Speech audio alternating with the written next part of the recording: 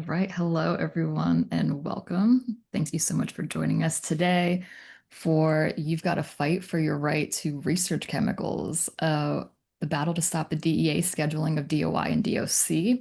We're thrilled to have you all here for the launch of our collaborative webinar. It's an educational webinar series that is brought to you by the Shulgin Foundation and Students for Sensible Drug Policy.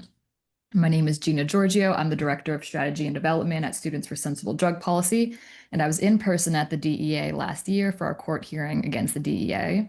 And I'm really excited for you all to hear from our three amazing panelists about, let's just say, an eye-opening experience.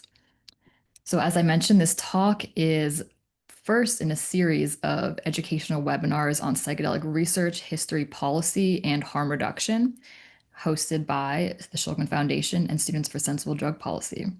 For background on who we are, Students for Sensible Drug Policy, or SSDP for short, is the largest national youth-led network dedicated to ending the war on drugs. We bring people together of all political and ideological orientations to have honest conversations about drugs and drug policy. We create change by providing a platform where members collaborate, communicate, deliver, share resources with, and coach each other to generate policy change, deliver honest drug education, and promote harm reduction. We were founded in 1998, and we have thousands of members in 100 communities across the US. Our partner in this webinar, the Shulgin Foundation, is carrying the incredible legacy of Alexander Sasha and Anne Shulgin forward, the two trailblazing chemists who introduced MDMA to therapeutic use and synthesized and documented over 150 new psychoactive compounds, which are detailed in their co-authored books, PCAL and TCAL. Based at the Shulgin Farm and Lab in California, the foundation is preserving this critical history while driving new research, education, and community building efforts in the psychedelic space. Together, we are excited to launch this series and explore the intersection of chemical innovation, cognitive liberty, and drug policy reform. And we're grateful for you all for joining us. This topic today couldn't be more timely or consequential. So for the first time since the 1980s, research and advocates are mounting a formal legal challenge to the DEA's attempt to schedule two critical psychedelic research chemicals, DOI and DOC. These are compounds whose synthesis and effects were first publicized by the Shulgins, and they continue to play a key role in neuroscience, inflammation studies, and psychedelic medicine development. You'll soon hear more about why these are the most popular psychedelic research chemicals and why no one takes them, and you've probably never taken them. So how did we get here? For legal context, in April 2022, the DEA announced their intention to move two psychedelic research chemicals that had been used safely for decades to Schedule 1 of the Controlled Substances Act, which would effectively block research. Within weeks, SSDP's Science Policy Committee, which is a group of PhD students and postdocs that have largely been using DOI in their graduate programs, leapt into action and demanded a hearing. After a lot of legal back and forth, the DEA backed down in August 2022, and withdrew their proposal. And then that brought us to December 2023. Perhaps imagining that this scheduling move would be lost in the holiday season, the DEA again proposed moving DOI and DOC to Schedule 1. We again demanded a hearing, and we have been engaged in a legal battle ever since then. So we could say that the future of psychedelic research rests in our hands, and the fight to keep DOI and DOC legal brought us straight to the DEA headquarters in Arlington, Virginia, for an unprecedented week-long drug scheduling hearing, which took place from November 12th to 18th of last year. What's at stake here isn't just access to these compounds, but the broader future of drug policy and psychedelic science. Today, you'll hear directly from a few of those people that were on the front lines of this legal fight. You'll hear the good, the bad, and the absurd, like how did we spend an entire day talking about Reddit? And you will hear directly from our scientists, attorneys, and story documenters about what this case means, why it matters, and how you can get involved. So I will pass the mic to Kat Murdy to kick us off. Thank you so much, Gina, and thank all of y'all who joined us here today and for supporting the work of both SSDP and the Shulgin Foundation.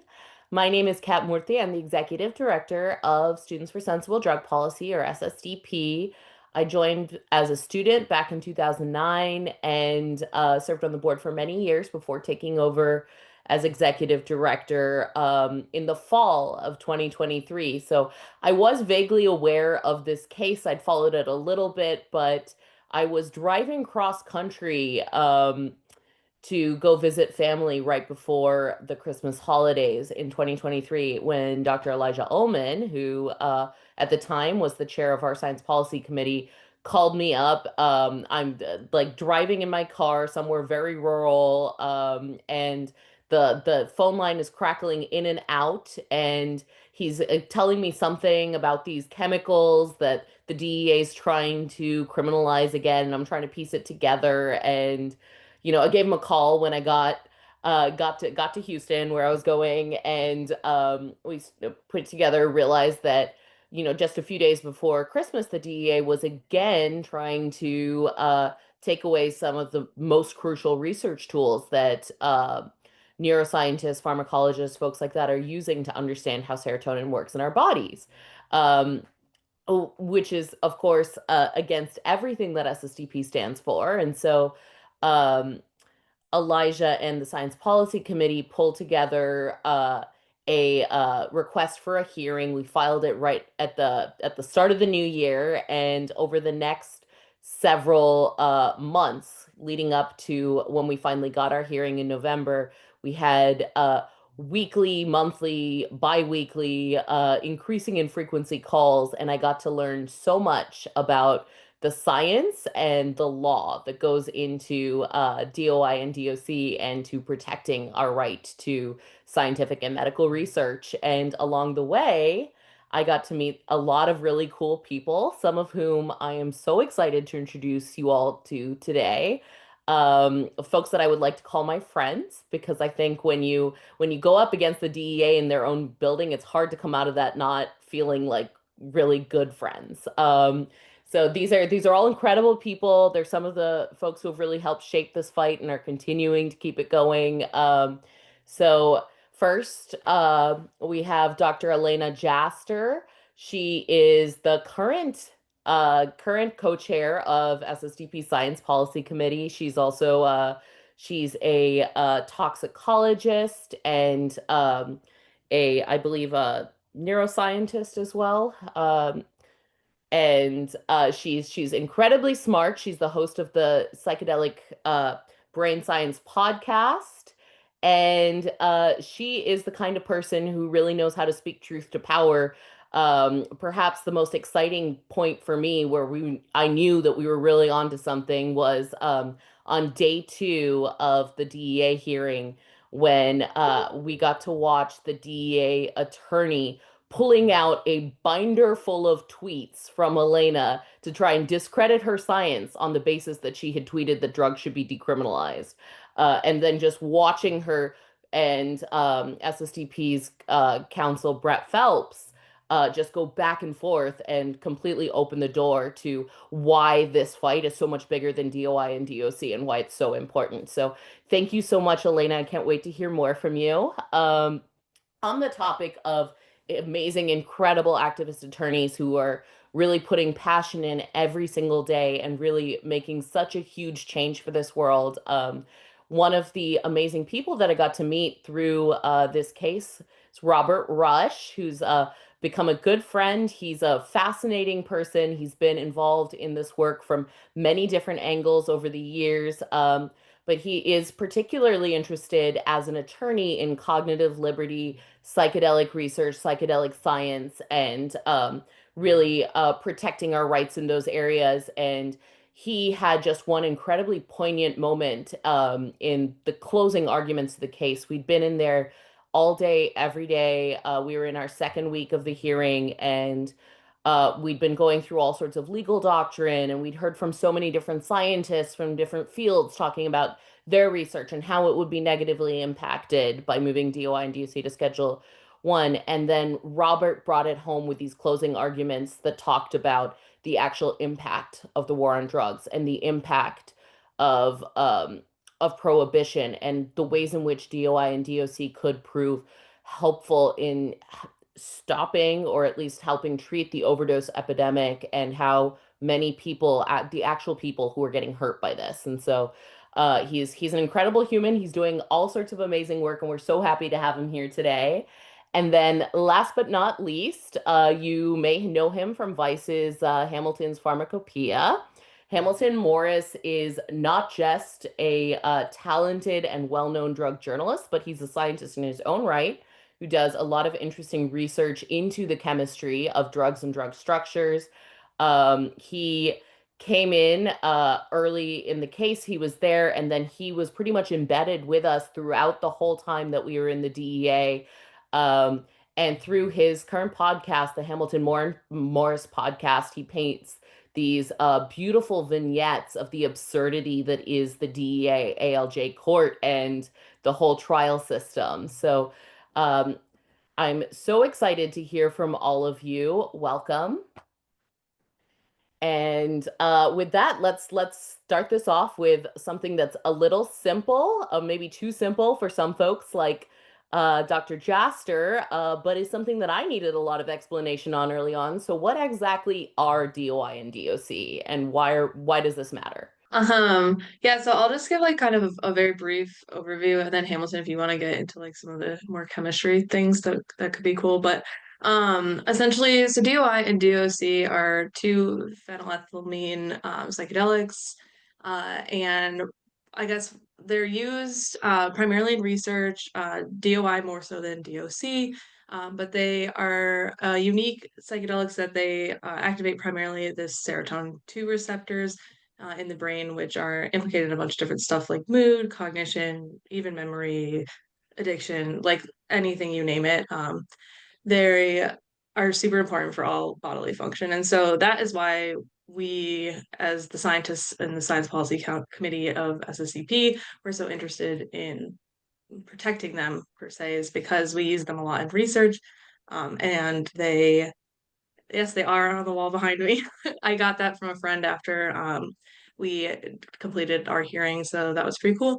But yeah, so these drugs are just really important for researching serotonin systems in the brain and in the body, also in the peripheral nervous system. And I'll give that brief overview. And Hamilton, if you want to get more into like the nitty-gritty chemistry or like an overview of that, would be cool. Yeah. So, I mean, even the situation where these drugs have to be identified and described is maybe indicative of the problem, because if it's a substance that most people have never heard of, there's a decent chance that it is not representing a major threat to public health. I mean, this is part of the issue, is that these are insanely obscure substances. Even in the realm of obscure psychedelic type compounds, these are things that are so unusual that the government was unable to produce a single peer-reviewed piece of evidence that a human being has ever ingested DOI. I mean, this is the level of obscurity. It has not been unambiguously established that a human being has ever consumed it. My guess is it has happened at some point, but it's so unusual that there isn't a single documented piece of evidence for it. With DOC, there were a couple, maybe just one actually, of a hospitalization or a postmortem toxicology report where it was found in somebody's blood. But in that instance as well, we're talking about something where making a case that a human being has ever consumed it is still somewhat difficult. And that is not the case for something like cocaine or cannabis. Like in any substance that's actually used by a large swath of the population, you should have no trouble whatsoever establishing that humans consume it. But these are two very unusual, somewhat difficult to synthesize compounds. They were never widely available, in part because they're kind of hard to make.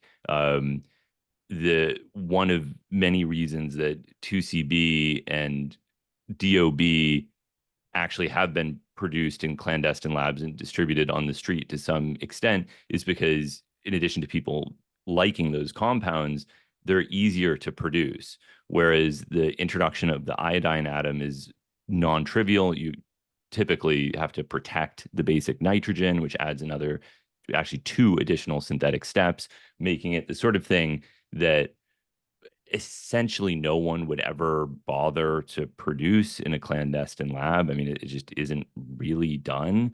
And so you have these substances that are insanely obscure, but also they have incredible value scientifically in so many different ways. And I'm sure we only have a skeletal understanding of all the potential applications.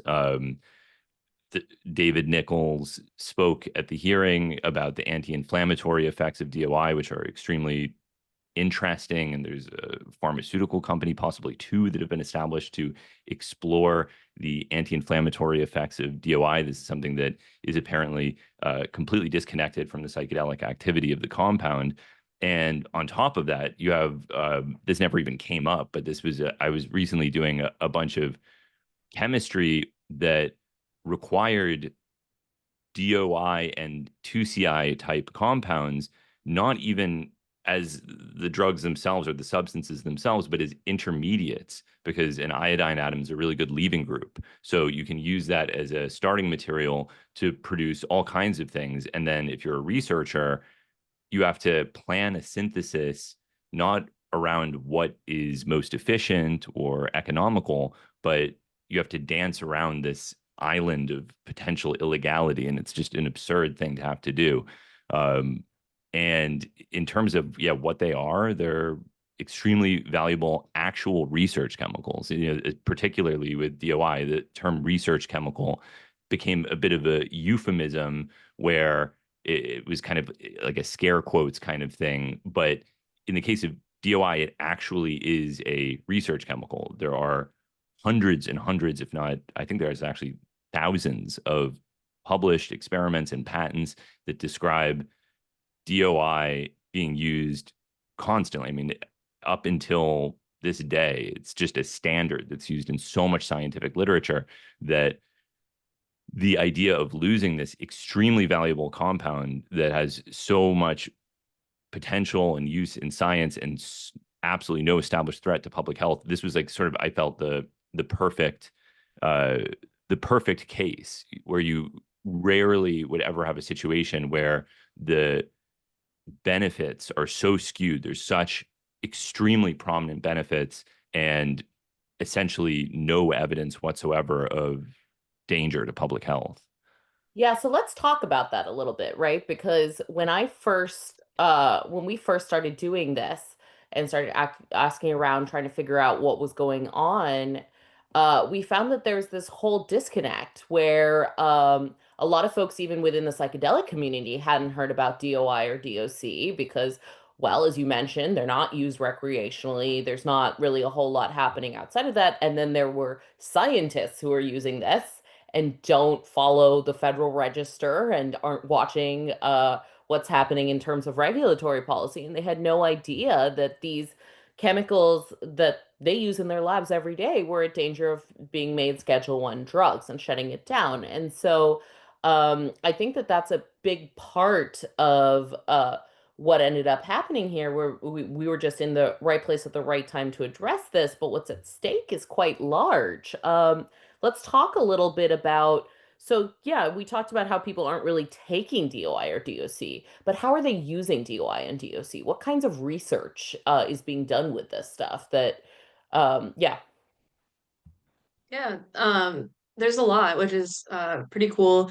I like to know, like in my specialty, I do pharmacology, toxicology research, and so I've been looking into novel treatments for addiction and other like neuropsychiatric disorders. And so that's where I kind of came into working with DOI. And what we find that's really interesting and also comes back to playing a role in why people don't take these drugs recreationally is because they kind of have this like anti-addictiveness built into their pharmacodynamics. So for example, like DOI lasts in a human like 24 to 36 hours in most cases. And so a human isn't going to want to trip for that long and then go the next day and take it again, and then the next day take it again, which is how people come to use other drugs, daily use, which can sometimes lead to overuse and development of addiction. And so these psychedelics and their activation of the 2A receptor,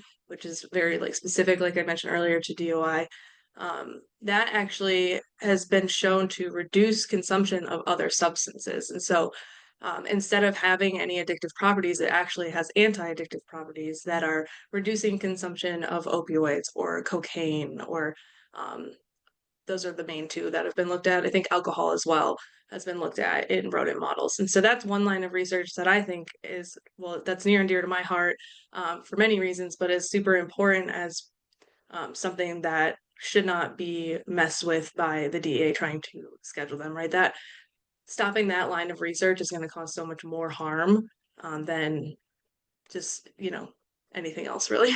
So that's like one thing that I like to just note.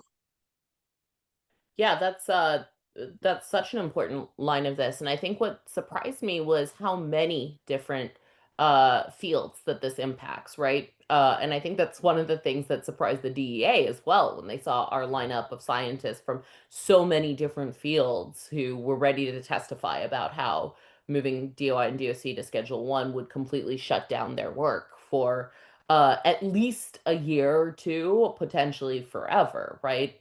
And what I found is, so it's not just depression, it's not just anxiety, it's not just substance abuse disorder. I used to say this is the drugs, de facto chemicals for understanding serotonin in the brain. It's the whole body. So it is inflammation. There was an interesting study, I think, that looked at it around colorectal cancer. So all sorts of fascinating stuff. Robert, you've done a lot of work around the CSA. I know that that's a field that you've spent a lot of time understanding better, the Controlled Substances Act. What would it really mean to take DOI and DOC that currently are not scheduled at all and immediately move them to Schedule 1? The impacts to neuropharmacological research, they're looking into the serotonin 5-HT2A receptor would be severely disrupted. My client I'm representing, Dr. Raul Ramos, his research, he's got considerable grant funding. He's doing critical, groundbreaking research into understanding the sensation of pain, kind of how it works on a neuropharmacological level. And his research needs DOI specifically, and it'll shut it down completely, as well as all of our other scientists. The DEA likes to make a position that it's not that tough to get a Schedule 1 research license. You fill out an application, they try to paint it as which is really disingenuous, because it's a very involved, long process, and it also requires potentially seriously physical modifications, do a laboratory, building different kinds of security infrastructure. But it also requires that the individual research studies have to be approved, rather than kind of granting being allowed to just research, kind of how scientists often do research, which is on a broader sort of just investigatory sort of, experimentation. And instead it would really seriously, curtail a lot of the research that's being done. And the thing that really strikes me is a lot of people always say, well, why is the DEA doing this? And, it's really kind of a mystery, as to what their motivation is, other than they pretty much so view any drug that has any psychoactive potential and is not an FDA approved drug, they view that as needing to be criminalized. And that's kind of the very much so, they are a hammer and the world is a nail in their view when it comes to anything psychoactive. And that's kind of what we're fighting against. Yeah, I think that's a really good point. This is a threat to them, and it's also, I think, an easy, or what they thought was an easy target to go after. They weren't expecting to get this kind of response, I don't think. So we've talked a little bit about why SSDP wanted to get involved. We talked a little bit about why the DEA might be involved, but What about the three of you? What particularly brought you to this? Elena, you were actually involved in the 2020 pushback against the DEA's original attempt to criminalize DOI and DOC. Tell me a little bit about how you got involved there and bringing it forward to where we're at now. Yeah, I'd love to. I was doing my PhD at Virginia Commonwealth. Like I mentioned my research earlier.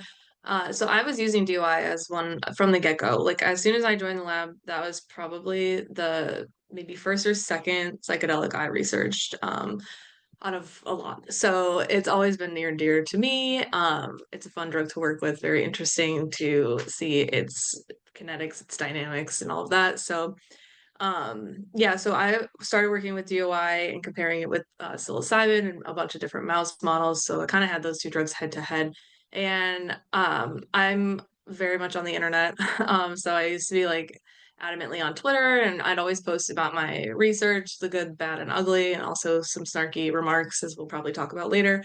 But I ended up becoming friends through the posting online and just through research conferences and stuff with Dr. Ullman, Elijah, and he reached out to me because he knew I was doing research with DOI, and he was like, "Oh hey, like we're starting to push back on this DOI scheduling," and myself and my really good friend and colleague, Dr. Harrison Elder, had actually started circulating a petition of our own through VCU and other contexts that we had in the research world. So it was kind of like a perfect moment of coming together with our efforts. So we submitted our petition as like a public comment. And then Eli asked me if I wanted to get more involved and if I would be willing to testify if we ever got a hearing. And I was like, yeah, of course. Like, I love DOI. And then uh, fast forward, like you mentioned earlier, the first proposed ruling got taken out, and then they reproposed it. And when they reproposed it, I'm sure I think Eli called me shortly after he called you, Kat, and was like, "Hey, we got to do this again. Like they're coming back. Do you want to be more involved at this like point?" And I had a little bit more time to give because I was getting ready to defend my PhD, and I would be done with all the hard work. So I was like, yes, let's do it. I have some time. Let's go for it. And then, well, yeah, we know the rest. So yeah, very happy to have been a part of it and that he reached out to me again and I got to have more of an involved role because it was just like an amazing experience being there from the ground up and learning so much from everybody and learning the legal side, learning how to analyze federal policies and really getting into the arguments was just something that I was living for the entire hearing and super fun to get to know like the lawyers, Robert and Brett, and um, yeah, working with everybody. So that's kind of how I got here, and now I'm just doing some freelance stuff in the pharmacology world and the science communications world. So really happy to be able to still have these conversations and talk about this, and hopefully move this case forward and get a verdict Yeah, fantastic. Well, get a favorable verdict, or right? whatever. Yeah, favorable verdict. And one of the folks who's really helping make sure that that happens is our dear friend Robert Rush. So SSDP was actually represented by, you mentioned him, I think we've all mentioned him, Brett Phelps, who is an SSDP alum and is our legal counsel as well. He's an incredible lawyer, credible attorney. It was great to watch him at work. But what was really fascinating was watching this team of co-counsels, Brett and Robert. And Robert actually, I think, wasn't even aware of SSDP when this first started. He had a separate client, Dr. Raul Ramos, who he represented in the case, and we got to know each other as we started to develop and move towards the hearing, and have been happy to welcome him into the SSDP family since then. But Robert, tell us a little bit about how you ended up getting involved. Yeah, this was a matter I was, like most people, I was sitting back looking at the Federal Register, seeing if the DEA was scheduling drugs in my free time. And and I do believe when they tried to reschedule this, they specifically picked like over the holiday season, I think, figuring, a lot of people would miss it. And I think a lot of people did because, we had like SSDP challenging it and the Science Policy Council. And then, but I was not aware anybody was even challenging it, and I was nervous, and it was the last day you could submit a request. So I reached out to a couple of PhD candidates I knew, and then an attorney recommended my client, Dr. Raul Ramos, who and so I just decided, we got to do something to try to stop this, because I was worried like no one would even oppose it. And then I ended up getting the request for a hearing in, like, I think it was like 20 minutes before the post office closed, to get it in just under the deadline and stuff. And then and then once I found out about SSDP, we all collaborated together, and we've been working together as a team, and which has been really amazing. The people have been absolutely amazing. I cannot say enough wonderful things about my co-counsel Brett Phelps, an absolutely amazing attorney, but even more importantly, an absolutely amazing human being. And also too, everybody, all of our scientists, everybody, that's just been absolutely wonderful.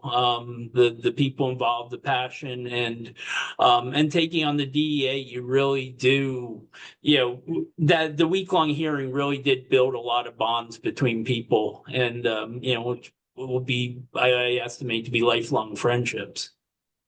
I certainly hope so. I certainly hope so. So, Hamilton, you came at this a little bit differently, right? You're a journalist, and you'd actually been traveling internationally, and there you were. You showed up in court on the first day, and I think just to kind of fill it out, and stayed and did some incredible coverage of everything happening. Tell us a little bit about what brought you out, and why this case. Yeah, so I mean, I'm generally very concerned with how many drugs are prohibited by the DEA, which is something that I don't think there's a huge amount of really any public appreciation of. You know, growing up, when there was some political awareness of prohibition, it always surrounded commonly used substances like cannabis. And that was kind of beginning and the end, or psychedelics like psilocybin or LSD. Maybe even that was actually somewhat unusual. It was mostly cannabis oriented. And what I think a lot of people don't realize is exactly how many drugs are being prohibited all the time. Since the passage of the Controlled Substances Act, it's somewhere around 450 drugs have been controlled. And one issue with that is people don't even know how to keep track anymore. I mean, it's really, really out of control. On a given year, there might be 25 new drugs placed in Schedule 1, typically without any public awareness whatsoever. And in general, whether a drug is associated with public health harms or not, I don't think that prohibition represents an effective strategy for mitigating those harms. If anything, I think there's very strong evidence that it exacerbates the harms. But what is often the case with these substances is it's going to be some fentanyl analog, or maybe an etonidazine analog, or a methcathinone analog, or something of that nature, which most people just don't care all that much to stand up for it. And this is one of the insidious things, is it requires so much work to defend these things. And the amount of work that everyone here and many people who aren't here put into this is Herculean. It was unbelievable how much effort it took. And who's going to do that for chloromethcathinone or acetylfentanyl or whatever? Very few people, because in many of these instances, the government knows no one's going to stand up for it. And the scientific use is maybe like, I think all these things have potential applications in science, and this is one of the problems. But in terms of the established scientific value, it's often sketchier. Maybe there's a paper or two, maybe there's no papers. And so what happens is they just control it, and no one says anything. There's no objection, and that's the end of it. And I had been studying a drug called DIPT for many, many years, and they had tried to place that in Schedule 1. And that was kind of the first time that I thought, okay, this is it. People need to start pushing back, because if they don't, they're just going to seemingly semi-randomly control everything. And it's going to have a catastrophic effect on science. And it's going to create laws so convoluted that even the people who wish to obey them are going to accidentally commit crimes, right? And this is not a hypothetical scenario. I have a friend who would probably not want me to identify him, but he was working in a prominent lab. They were doing research with DOI. And it wasn't until they'd finished all the research that he realized that in the area where he was, it was controlled by the state, and that they had accidentally committed a crime doing this research. No one in the lab knew this because it wasn't federally controlled. And they had to then repeat the research using a different standard in their experiments, right? Who knows how much this cost them? Like, who knows what the legal implications of that would be if it were publicly known. But the point is, you have a group of actual experts on a subject all working who have accidentally broken the law because it has become so absurdly convoluted that no one even knows what is allowed anymore. And with DOI and DOC, you had a really perfect situation that isn't so much the case with something like or chloromethcathinone. Again, not that I think that that should be controlled. I absolutely don't think it should be controlled. But you had a perfect substance with this extremely skewed ratio of benefits to harms, like more than you could ever ask for anything, with enormous established benefits and essentially no established harms. And so this just seemed like a really perfect, both symbolically, because I think that there is a symbolic dimension to this, right? In that we're standing up for this to show generally that this is a terrible strategy, but also specifically in this instance, because as Dr. Jaster pointed out, and as all the experts in the trial pointed out, these are specifically very valuable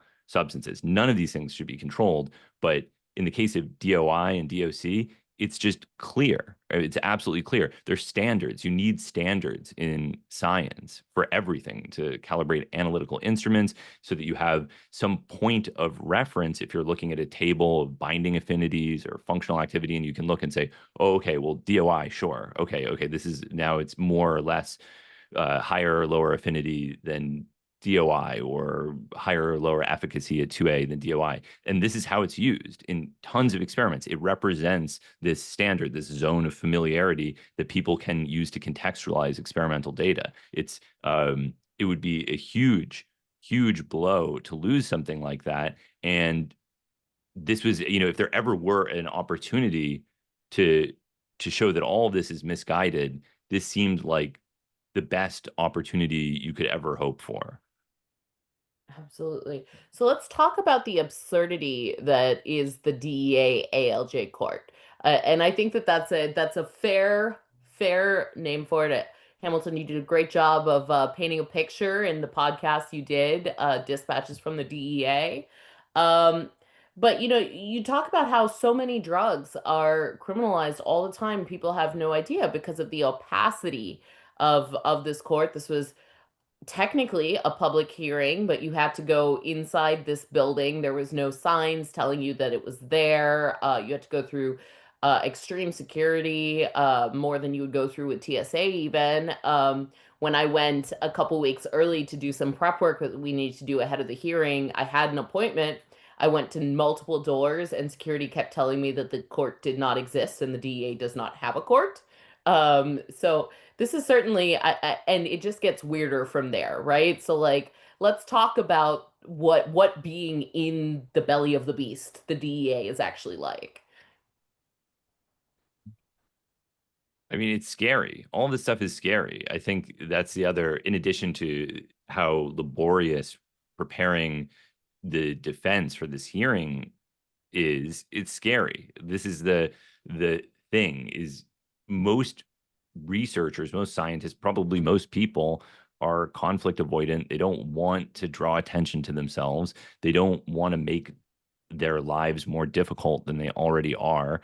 You know, if you're David Nichols, I mean, an older established researcher, but a lot of the work that he did was dependent on having a good relationship with the DEA that gave him the licenses to do research. The last thing someone like David Nichols wants to do is try to rile them up and show that he's antagonistic, right? There's a lot to lose. It's a dangerous thing. If you're a young researcher, even more so, right? You have a lot to lose. Why would you want to draw attention to yourself and try to potentially put yourself in a situation where they could retaliate in some way? And you're also up against totally irrational arguments, right? The entire apparatus is so absurd that it's kind of mind bending to try to think about how they're thinking about things, to understand the fundamental overarching question of all of this, which is it's so unreasonable. The whole reason for us being there is so unreasonable that could reason even serve any function in this debate? Is providing evidence useful? Do they care about evidence? If they did, why are we even sitting in that room to begin with? So the entire thing is extremely difficult psychologically, intellectually. It's frightening and it's weird. And I think evidence and the reasonable evidence is a good point, right? Because I think one of the things that really surprised me is, on the one hand, we've just got scientist after scientist in all these fields talking about research and all the important discoveries that are being made, and why scheduling DOI and DOC would be so detrimental to science, to medicine. And on the other hand, we've got the DEA holding up printed out copies of tweets and citing Reddit and saying that Reddit is where they make the majority of their scheduling decisions, that their proof of abuse in this case is not all of the scientists and criminal justice researchers and folks like that saying, yeah, no, there's no evidence of that over the last 50 years. It's one single anonymous comment on Reddit. And so it was truly bizarre. Robert, you've been working in courts, you've been a lawyer for a long time. How is this experience compared to what you would expect from other cases or trials? I mean, this is the first, live hearing we've had in scheduling a psychedelic since MDMA, so there's not really a lot to compare it to. That being said, I mean, the whole process, I mean, if this was, if you were trying to put evidence into maintaining say like a criminal verdict or a civil judgment or something, and you're looking at the weight of evidence, what it is, it's like it's unbelievable, because they basically had no evidence of this like being abused by anyone.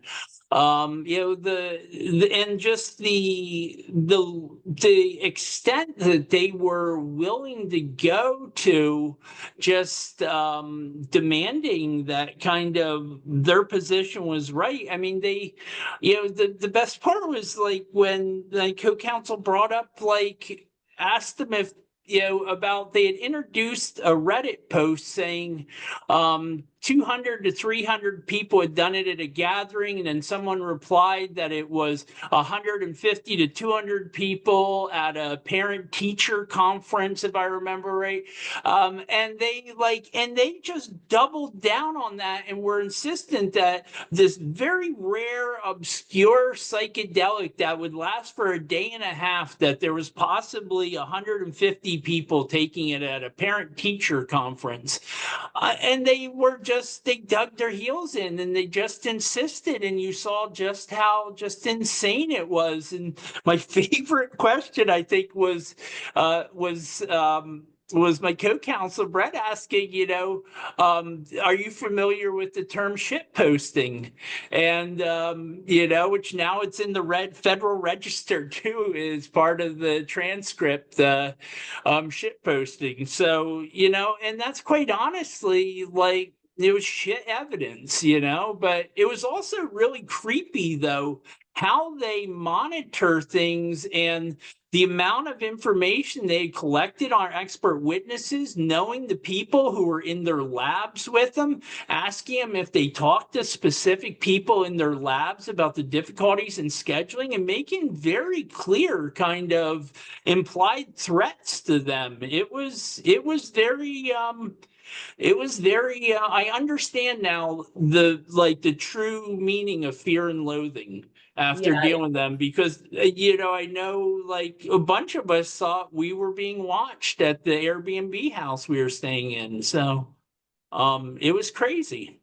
There was definitely a creepy element to it all. There was they had just binders on every single person in there. They were watching. They brought in new binders for every person as they came up, and it was clear they're flipping through with all of your social media posts. They knew they were making really chilling comments, as you mentioned, Robert, not just asking about, did you speak to so and so? Did you speak to so and so? But also asking about, do they know that you're testifying today? How do they feel about how that will impact their research, essentially? And it's like, this seems like a threat. And Hamilton brought up how who would want to bring that light onto themselves. And I think, one, very brave people, right? I think that the scientists who chose to make this something that they wanted to fight about, that takes a lot of bravery, a lot of chutzpah. But I think there's another part of this, which is that they have a lot on the line. And your client, Dr. Raul Ramos, in one of our preparatory calls, he made an off-the-cuff remark that as a non-scientist myself, I'm a policy person, completely put this into context, that, if DOI, which he's a neuroscientist, he's one of the top neuroscientists in the country, he's won all sorts of awards, very prestigious, and he's currently working on his postdoc. If DOI were to get scheduled, what essentially would happen is that his entire experiments would be put on hold for a year or more. In that amount of time, his funding in which he has to find results would run out. He wouldn't be able to apply for further funding easily. His entire career could be ended just by this. He wouldn't be able to switch to something else. And I think that that's something that folks don't realize. There's a real threat there. Let's talk a little bit too, Robert, about the fact that this is an ALJ court. First off, for folks who are not attorneys, what does that mean? And then, we heard terms like Chevron deference being thrown around a lot when it came to the cannabis scheduling fiasco that was going on sort of concurrently last year. They never actually have had that hearing yet, but in the lead up to that. But how does that impact us? And what does that mean in this case? This was an administrative hearing, which is different. You have we're called Article 3 courts, which are kind of your more traditional sort of district courts, the federal courts people would file. And then you have also administrative courts, which are associated with, like, the agency, and we are challenging basically the DEA making a rule, which this is, and that rule would criminalize and schedule DOI and DOC. So the rules are different in the administrative law courts. There's a lot more flexibility regarding evidence that can be admitted, things like that. They're kind of a lot looser. But kind of this administrative law court, then once they get done with this, the judge will issue a ruling. And this is what happened in MDMA too, is that the judge issued a ruling there and he said, I don't think this should be Schedule 1. That was in And then 1986. That's the last time they Yeah, had one of these hearings. yeah, in 1986, and then the DEA basically said, "Well, we're interpreting the rule differently, and we're going to go ahead with scheduling it." There ended up being a lawsuit then in this Article 3, the district court then, which is kind of where you set precedent then. Where they fought it, and because of something called Chevron deference, which was extreme deference, was kind of afforded to agencies that if their decision could be in any way sort of viewed as reasonable in any sort of way, very deferential, they deferred to them. And regarding specifically research harm with MDMA, and a couple other issues when they challenged in district court, they said we don't believe the DEA is acting consistently with congressional intent, but we have to defer to their judgment on interpretation of this rule because of Chevron deference. The Supreme Court ruled in June, though, in our favor, with the stars aligning for us in this matter, with kind of the perfect chemical for them to try to be scheduling, and then also to the law shifting during that period. We had something called the Loper-Bright decision, and the Loper-Bright decision basically returns a lot of power to the judges and says the DEA must apply not a reasonable interpretation of the rule, but they must imply the best interpretation of the rule.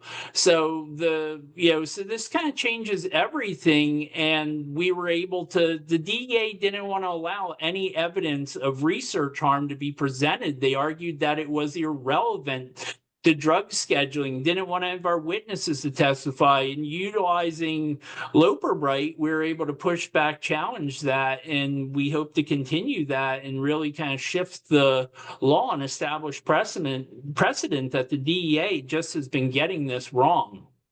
Yeah, so I'm glad that you brought up research harm. This is something that is incredibly important. It's the harm. It's basically the stifling of scientific or medical research on the basis of onerous regulations like controlled substances scheduling. And as you mentioned, it's never been considered in a scheduling decision in the past. And the cases, where are we at now? The hearings ended. We haven't gotten a decision yet, but we have had this early victory in the fact that for the very first time, the judge is considering research harm. Let's talk a little bit about that, Robert, and how that's going, what that means, not just for DOI and DOC and, the future of science, the future of medicine, the young scientists whose careers are on the line, but everyone else, because this is huge. I do think it has huge potential. We're going to be looking at kind of the potential for abuse and how that's been interpreted by the DEA, and they have just so overly broadly interpreted to mean basically anything that's psychoactive and not a schedule and not an FDA approved drug just has to be defaulted to Schedule 1. Which is just, I don't believe, consistent with kind of the interpretation. Schedule 1 is supposed to be for the highest potential for abuse. And this hasn't been kind of how it's been being applied. So hopefully, with this, we, whatever happens, we hope to get a favorable ruling from our judge. I am hopeful about that, but we will see. Our judge appeared to be he seemed to want to conduct a really fair hearing. He was certainly not biased in favor of us, but he certainly seemed interested in finding the truth. So we, we're hoping to get a favorable ruling. We're anticipating the DEA administrator will probably choose to not accept that recommendation, and we'll still try to schedule DOI and DOC, even if the judge says it shouldn't be. And then we're off to the Article 3 courts, where we will fight them tooth and nail to to hopefully change the law. And this could, hopefully expand to, other drugs and stuff too. And also too, just capturing like research harm as a, serious threat. I mean, you're taking away scientists' ability to research compounds that could have answers to, opioid addiction. I mean, I can't think of, more of an example of a harm to public health than that for a chemical that the DEA has stipulated they have no medical evidence whatsoever of it being used by a human. So that is a great point to transition to questions from the audience. I see several here. Got at least 10, so keep them coming, folks. I don't know if we have time to answer them all, but we will try to get to at least some of them. First, just kind of where you're at, Robert, that really leads into Brooke Sanders' question. She's one of our SSD peers. She says, as a graduate student who researches Schedule 1 substances, I'm curious how the DEA handled the conversation surrounding research harm, and what can scientists do to ensure our research is applied effectively to these scheduling decisions?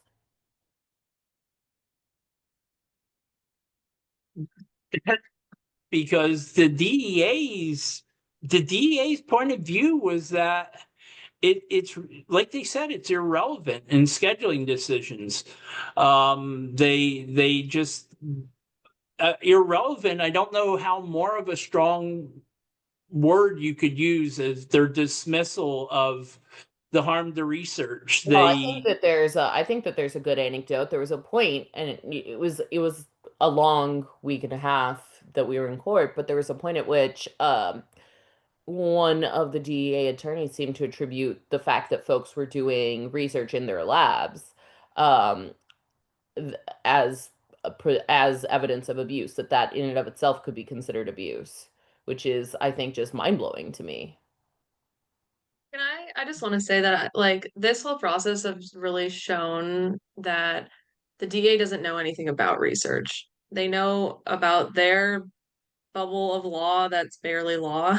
And like because the point of research and like is the things that I've learned and the things that every researcher knows is reproducibility, rigorous methods, like there are like core tenets of research that are what DOI is an example of. Like we talked about having standards earlier, stuff like that. And the DEA ignored that. They ignored the usefulness and they ignored the harms that will come by scheduling this, which we're calling research harms. So I think like what gets at Brooke's question is like they they didn't handle the conversation. They ignored it. And I think like as somebody like you're a graduate student and that's like where I was during all of this is that really the only thing that I think we can do as students is urge other people to pay attention. Paying attention to the federal registers is like what we did as graduate students with the SPC, how we kind of got here at this hearing. You can comment, you can request a hearing, you can get your friends together, um, like speak out about research harms as a researcher because a lot of people don't even know what that means. A lot of people don't even know what DOI is, like we talked about. So I think it's important to note that the government relies on complacency to do whatever they want. So the more that you're making noise and challenging that and checking on things, it's going to be what you can do in a position where you feel like you don't maybe have power, but you do have power. I Yeah. also think this question ties in well to Joseph Hennessy's at the bottom. Remind us about why the judge is able to consider research harm and explain the 8-factor analysis briefly. Yeah. Just super briefly, the DEA, the way that they determine drug scheduling through the Controlled Substances Act is through this 8-factor analysis that they do. I don't remember all the factors off the top of my head. Robert, if you remember them, feel free to share. But essentially, it just a lot of them comes down to is there like diversion of the substance? Are people using it in a way that's harmful to their health or public health? Is there um, like medical benefit? And so, what we kind of brought in with research harms is like putting medical benefit under or putting research harms under medical benefit. So by stopping research, you're stopping potential medical benefit from happening. And so it was kind of a challenge to the interpretation of the CSA, which Robert mentioned a little bit. So that's kind of where we were at with that. And then Robert, if you have anything to add, or Hamilton, if you have anything to add with that, but trying to keep it brief. Yeah, one thing too is that they didn't just ignore research harms, they actually actively tried to prevent them from being addressed. Pre-trial, they had filed an injunction to try and prevent the scientists from testifying at all, and then had tried to say, okay, but if they do testify, they can't testify on their research or the harm to their research. And so the judge had said at on the first day before we started that he would hear the arguments, but he didn't know if he would consider them or not. And so it was a major win that um, in his concluding remarks, he specifically asked for research harm to be addressed in the post-trial brief. That was extremely helpful that in the, during our closing arguments that he said specifically, research harm, and what weight should be afforded to research harm should be addressed in post-motion briefs. And then also too, he said the impact that the Loper right ruling could have on it. So it seemed to me that was very, very hopeful that he is, going to be looking at these things. And I mean, just the volume of evidence that was put forth on the broad sort of swath of research in all these very different areas, from the sensation of touch to anti-inflammation to colorectal cancer research to everything. Yeah, I mean, addiction. There's so many broad issues, and then hopefully we get some hopefully the judge issues a ruling that's rational. Yes, definitely. So while we're on the topic of the DEA, we have a question from an anonymous participant here. Maybe you're the DEA agent in the room, Anon, asking, given the apparent use of social media and the DEA's research into public use, how have you changed how you interact on social media? For instance, wouldn't it be safe to assume that the DEA is on this call and has someone closely monitoring any and all publicly available information in an effort to embolden their current and future endeavors? And would love to hear from all of you, but definitely I think Elena, since your tweets are now on the federal record, right? Or Hamilton, you had a phone call with Woot for Me, who is the Reddit user who kind of kicked this all off with their clearly sardonic comment on a DOI research paper from Johns Hopkins. Would love to hear from you guys too. Yeah, I'll just say just briefly that I made when literally immediately after we had a break in court, I made my Instagram private and was like, okay, we're not doing that anymore. Twitter I was is too far gone and I don't even use it anymore. So but yeah, just very interesting. Like I always like joked about like my whole life, like, oh, the government's watching me, or like gotta like I'm probably on a list somewhere. You Yes. are. Now you I know. am kind of like a little gold star for me in my own right, but yeah, so definitely just trying to keep things a little more separate now for me, at least as I kind of go through this process and are more involved in policy. Just it was an interesting lesson to learn. um but yeah, I was like on the stand and laughing in my head. Like I had to like stop myself from audibly laughing when they were like, so you said that drugs should be legal? Yeah, What? no, I was this like, I think like really tips the DEA's hand, right? Because this is what they thought was going to discredit you as a scientist. Is like pulled up a tweet, like they printed it out. It was this big, and they're holding it in your face. If you tweeted drugs should be decriminalized, it's like yes. I know. I was like, yeah. They were like, all drugs? And I was like, yes. But yeah. Hamilton, how did Woot for Me respond, knowing that not only was the DEA closely reading his comments, but taking their regulatory advice from him? Yeah, I mean, this is, I think, one of the most complicated aspects of this entire debacle is, I'm not a fan of self-censorship, and I'm not a fan of people lying or misrepresenting anything in order to please the powers that be. And I've always felt that it's important for people to be honest and transparent about who they are and what they do and what they value.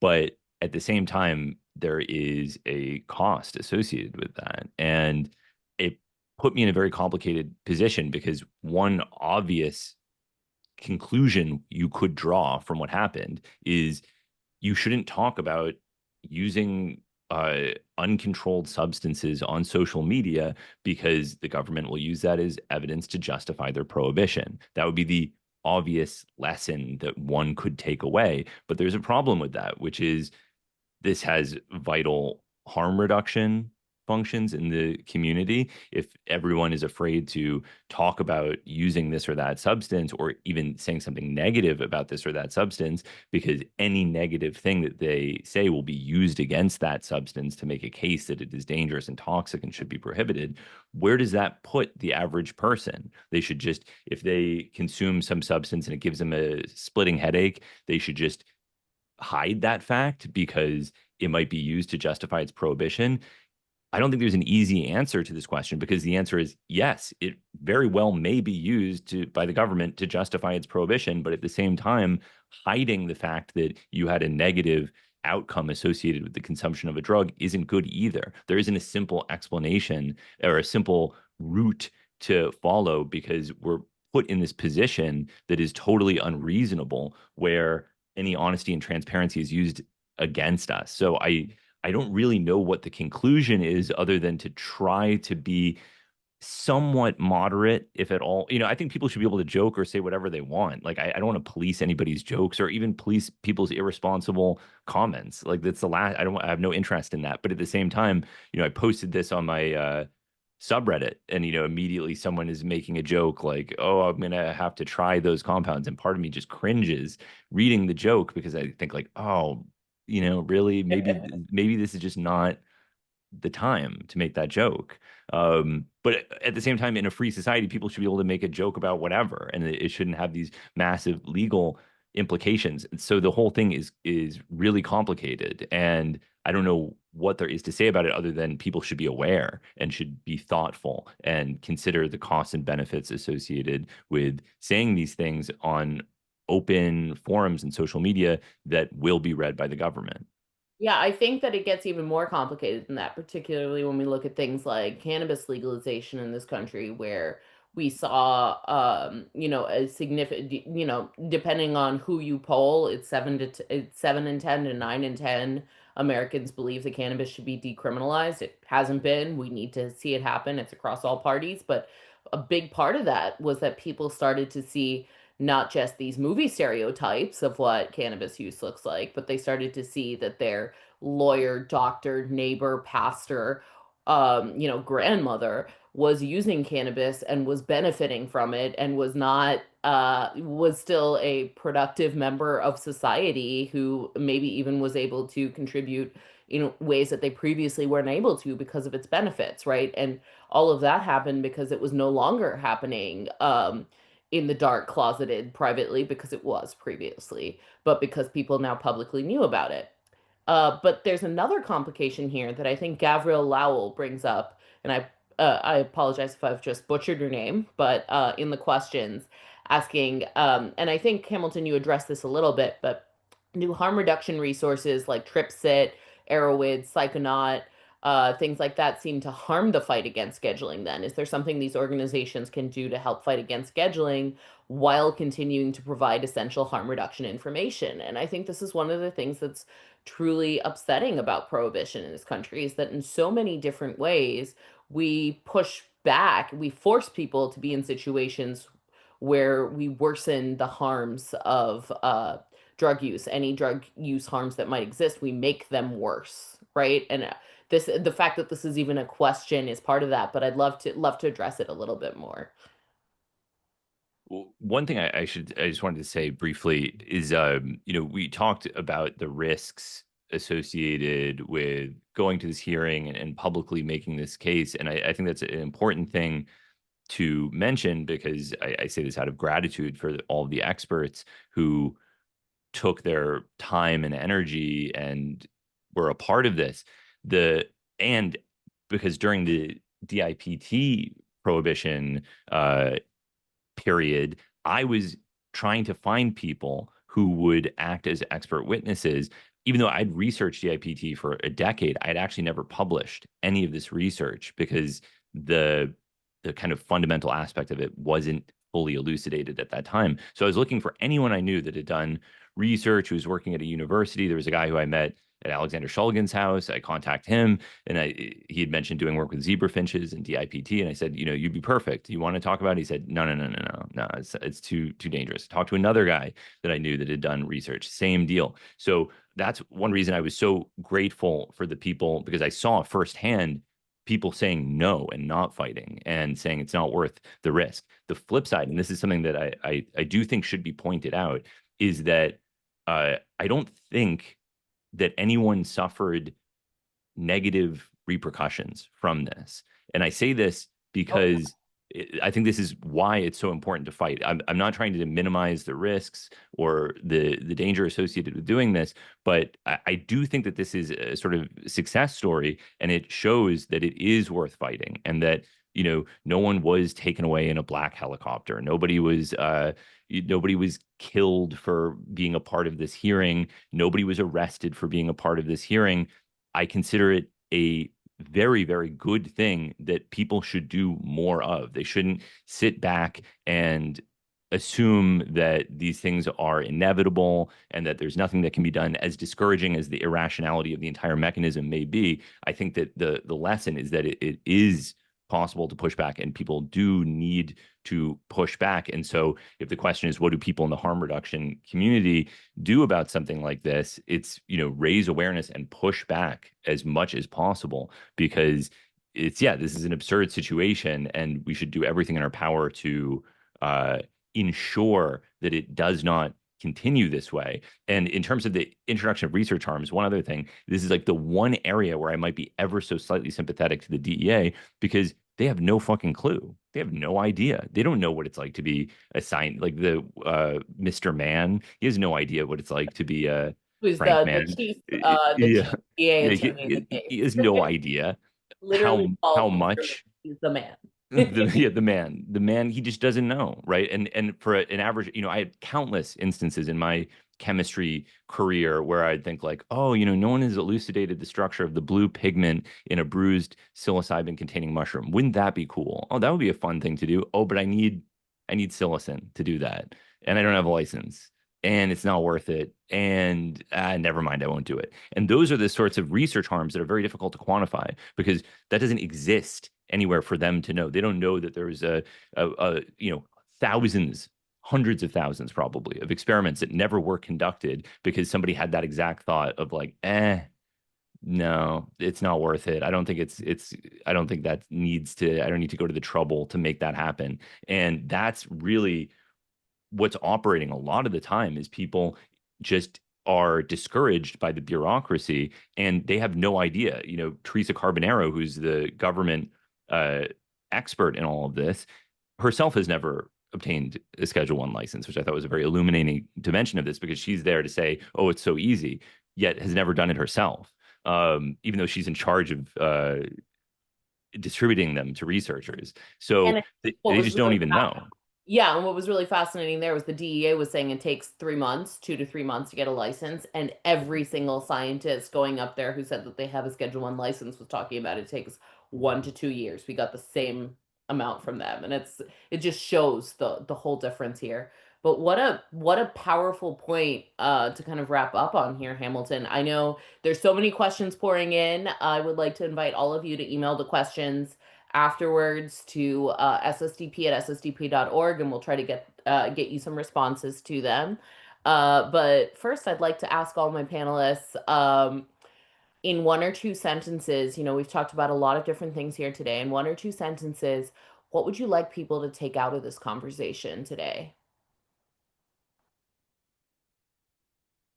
I would just quickly say, read the Federal Register and see these things as they're emerging. Don't wait on someone else to tell you that this is a problem. It's a website. You can go to it. You can search Schedule I of the CSA and see what's happening. Actually, I don't think there's been anything this year, which is kind of interesting. But see what's happening. And if you see something that is going to be prohibited and you think it's a mistake, almost certainly is, I assure you, do something about it, raise awareness. Yeah. Either send a comment yourself or reach out to SSDP if it's about drugs, criminal justice, public health, and that if it's related to the drug war on drugs, let us know. We'll love to help support your work in that. Elena, it looks like you got some thoughts here. Final thoughts for folks. Yeah, I'm trying to get them all together in my head.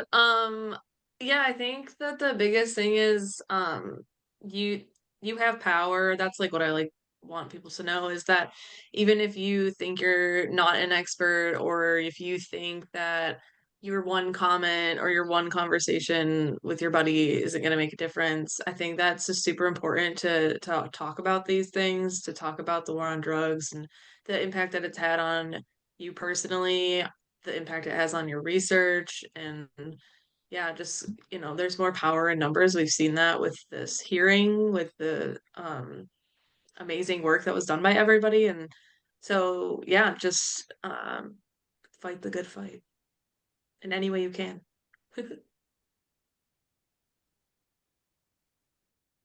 For me, I'd just like to say, well, first of all, I want to say hello to my daughter, who I see has been watching this, and but I would like to say, be an activist. Being part of a citizen in a democracy requires that you do things and not just sit back and observe.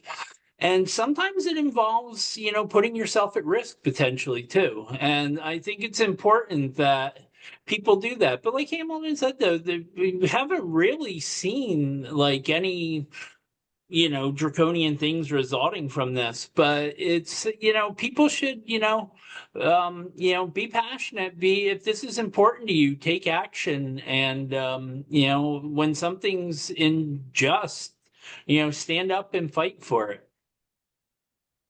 What powerful words. Before I hand the mic back over to my colleague, the indefatigable Gina Giorgio, to wrap things up for us. Um, can y'all give folks where can they find you? Where can they find your work? I can go Me? first, I guess. Oh yeah. You can. I did this coverage of the entire hearing. You can listen to the first 3 days of it, I think, free on patreon.com/Hamilton Morris. And there's more. I've been trying to write an article about this for a while as well, and I think that it's an amazing thing. You can yeah, I made it available. I can put it in the chat for anyone that's curious. Yeah. I can be found on, I have a Blue Sky, where I do academic tweeting, well, blue skying, whatever they call it over there. Jaster Elena is my username. And then I have my podcast, Psychedelic Brain Science. We have our website, psychedelicbrainscience.com. The podcast is wherever you get your podcasts and on our website for free. We do have an episode called Tales from the DEA Hearing, featuring Jack Gorsline, who's another journalist that was there.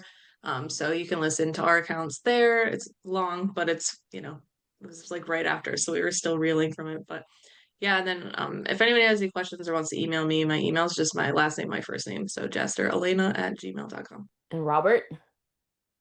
You can find me. I am on LinkedIn. You can find me. I'm also on r.rushlaw on Instagram, and then also my website, just rrushlaw.com. And feel free to email me, reach out with anything.